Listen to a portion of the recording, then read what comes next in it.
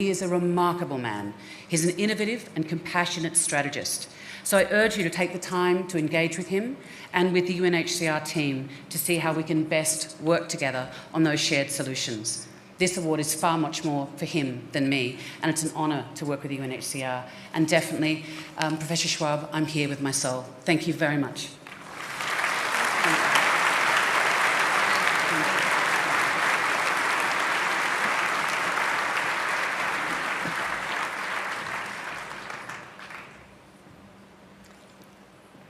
Shahrukh Khan received the 2018 Crystal Award for his leadership in championing children's and women's rights in India.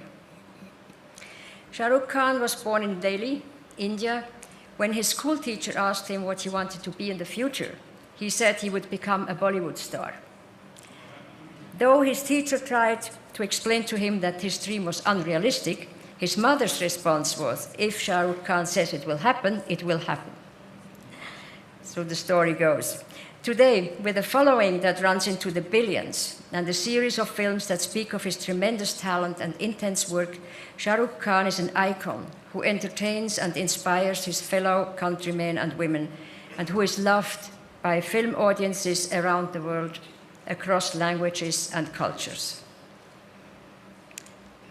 Shahrukh Khan has also been one of India's leading philanthropists. He has been instrumental in funding and launching several charitable causes in India. In October 2013, he founded the non-profit organization Mir Foundation, named after his beloved father, Mir Taj Mohammed Khan. It provides support to women who are victims of attacks and suffer major acid attacks and suffer major burn injuries.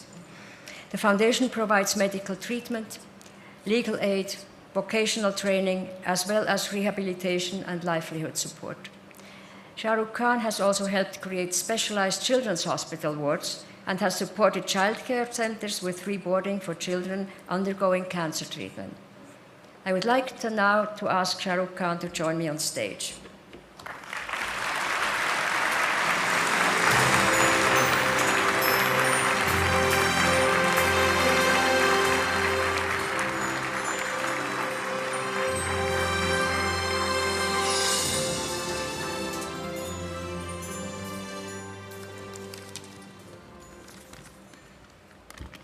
I'm genuinely and deeply grateful for this honor, and it is indeed a privilege to be in the company of two phenomenal and extraordinary human beings and talent, Kate Blanchett and Sir Elton John. She is, of course, a lady who commands the wind, and you, sir, command the song of a billion hearts, including mine. So I'm really, really touched that I've been chosen between these two. Just a special request, before you go, can I do a selfie? Now, there I've embarrassed my children. Actors are renowned narcissists. No matter how much we pretend not to believe in external beauty, we tend to be obsessed by it one way or another. And perhaps being surrounded by this obsession of beauty, a few years ago I came across a lady who had been brutalized by an acid attack. And it kind of changed my life, or the perspective of it at least. To disfigure a woman by throwing acid on her face is, to me, one of the basest, crudest acts of subjugation imaginable. At the source of it lies the view that a woman does not have the right to assert her choice, to say no to the advances of a man or a group of people. And yet each of the women I met, I'd found within them the courage to move on with their lives and to reject the idea of victimhood.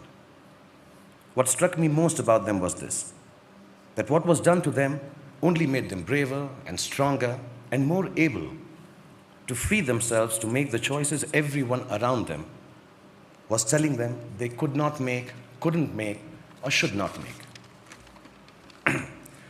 From them I have learned how courage can catalyze victimhood into heroism, how solidarity rather than charity enables the human will to overcome, how equality is not a concept, but a truth that encompasses all living beings, and how the service of others is not a choice anymore for any of us. It is a duty that all of us must fulfill in the name of humankind. When I journeyed through the lives of these heroic women and children through the work of Mir Foundation, I experienced a complete reversal of perspective. I stumbled upon the truth that there are no benefactors and no beneficiaries between living beings anymore. There is just a vast pool of resources, natural, spiritual, economically, technologically, that everyone is equally entitled to, but only some have gained more access to it, either by accident, as in my case, or by design and talent and hard work, as in the case of all of you present here. Standing here before all of you who constitute perhaps the most powerful group of human beings in the world, dare I say that power is one of these perspectives we like to maintain a certain way. But power actually needs a complete reversal more than any other thing in the world today. I was sitting with my 5-year-old son, babysitting him just before I came here, and suddenly he screamed, "Papa, Papa, my eye went into my hair. Can you get my eye out of my hair?" He didn't say, "Get my hair out of my eye," like we all believe they do. It's a bit like that when you have power, I think. You think things get in its way, but actually it's the power that is getting in the way. It gets in the way of universal access to resources because it seeks to control and enclose them. So we, the powerful, need to get out of the way, I think, to pick the barriers apart, the ones that give us names and races and colors and hierarchies. We need to get out of the way and into the work of breaking open access for each and everyone with the true sense of ourselves, not as more powerful or less privileged, but genuinely as equals. That is what I have learned from my beautifully scarred women. I'm grateful to these brave women and children who I work with for all that they have done for me, to the World Economic Forum and all of you present here today for recognizing their heroism by conferring this award and this reward upon me. Also, I want to thank my sister and my wife and my little daughter for bringing me up well and teaching me the value of requesting, sometimes imploring, and if I may add, sometimes even begging a yes from a woman instead of forcing it upon her. Thank you so much, Professor Schwartz, for having me here.